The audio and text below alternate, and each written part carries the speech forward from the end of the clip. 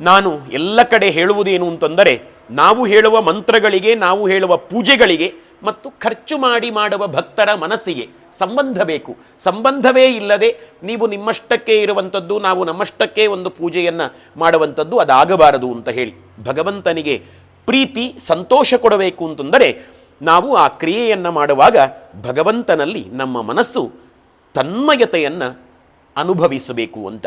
ಹಾಗಾಗಿ ಈ ಶ್ಲೋಕಗಳನ್ನು ಭಕ್ತಿಯಿಂದ ಕೇಳಿಕೊಳ್ಳಿ.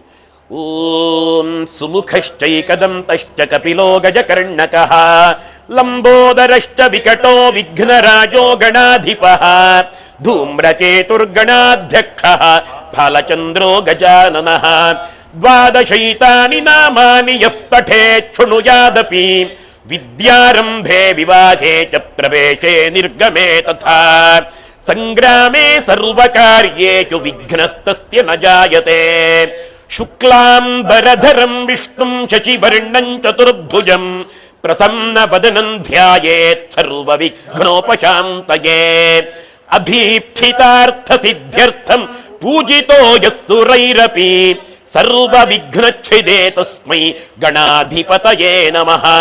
ಸರ್ವೇಷು ಕಾಲೇಷು ಸಮಸ್ತದೇಶೇಷ್ವಶೇಷಕಾರ್ಯೇಷು ತಥೇಶ್ವರೇಶ್ವರಃ ಸರ್ವಸ್ವರೂಪೀ ಭಗವಾನನಾದಿರ್ಮಮಾಸ್ತು ಮಾಂಗಲ್ಯಾಭಿವೃದ್ಧಯೇ ಹರಿಃ.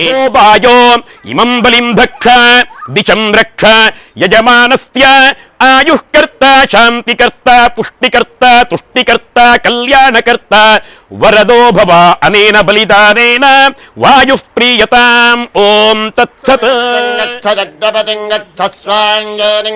ಸ್ವಾಹೀಷತೆ ಜಗ್ನೋ ಯಜ್ಞಪದೇ ಸಹಸು ತವಾಗಸ್ವವೀರ ಸ್ವಾಹಾ.